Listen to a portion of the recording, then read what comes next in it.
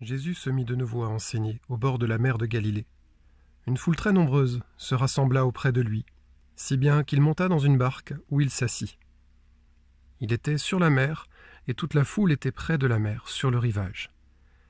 Il leur enseignait beaucoup de choses en paraboles, et dans son enseignement il leur disait « Écoutez, voici que le semeur sortit pour semer. Comme il semait, du grain est tombé au bord du chemin. Les oiseaux sont venus, et ils ont tout mangé. Du grain est tombé aussi sur du sol pierreux, où il n'avait pas beaucoup de terre. Il a levé aussitôt parce que la terre était peu profonde. Et lorsque le soleil s'est levé, ce grain a brûlé, et faute de racines, il a séché. Du grain est tombé aussi dans les ronces. Les ronces ont poussé, l'ont étouffé, et il n'a pas donné de fruits.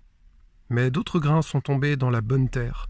Ils ont donné du fruit, en poussant et en se développant, et ils ont produit 30, 60, 100 pour un. Et Jésus disait, « Celui qui a des oreilles pour entendre, qu'il entende. » Quand il resta seul, ceux qui étaient autour de lui avec les 12 l'interrogeaient sur les paraboles.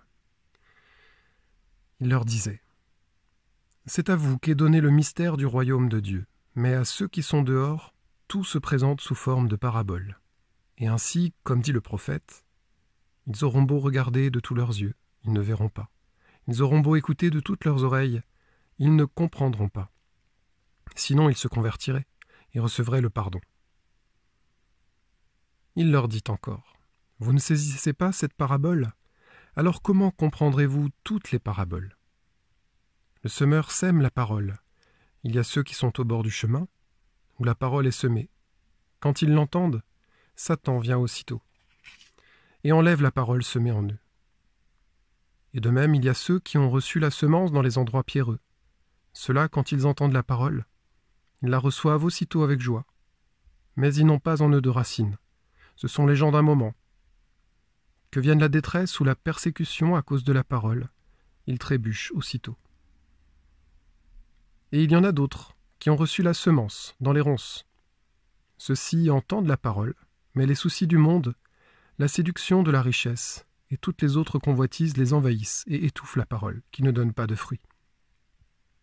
Et il y a ceux qui ont reçu la semence dans la bonne terre. Ceux-là entendent la parole, ils l'accueillent, et ils portent du fruit, 30, 60, 100 pour un. Il leur disait encore, « Est-ce que la lampe est apportée pour être mise sous le boisseau ou sous le lit? N'est-ce pas pour être mise sur le lampadaire? Car rien n'est caché, sinon pour être manifesté. Rien n'a été gardé secret, sinon pour venir à la clarté. Si quelqu'un a des oreilles pour entendre, qu'il entende. » Il leur disait encore, « Faites attention à ce que vous entendez. La mesure que vous utilisez sera utilisée aussi pour vous, et il vous sera donné encore plus. Car celui qui a, on lui donnera. Celui qui n'a pas, on lui enlèvera, même ce qu'il a. »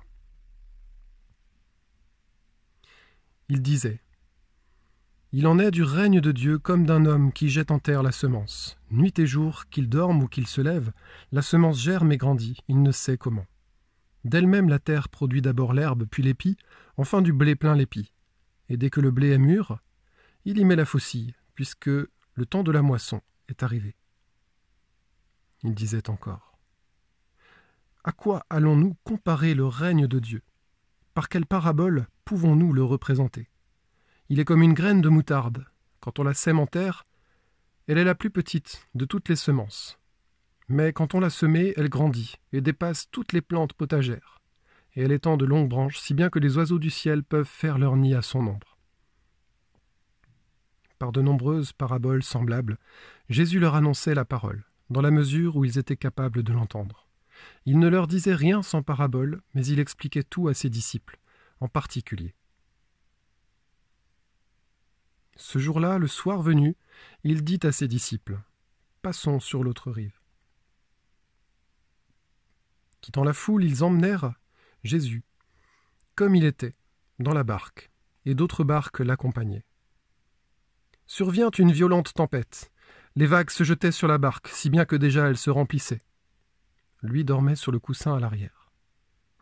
Les disciples le réveillent et lui disent « Maître, nous sommes perdus, cela ne te fait rien ?» Réveillé, il menaça le vent et dit à la mer : « Silence, tais-toi. » Le vent tomba, et il se fit un grand calme. Jésus leur dit : « Pourquoi êtes-vous si craintifs ? N'avez-vous pas encore la foi ? » Saisis d'une grande crainte, ils se disaient entre eux : « Qui est-il donc, celui-ci, pour que même le vent et la mer lui obéissent ?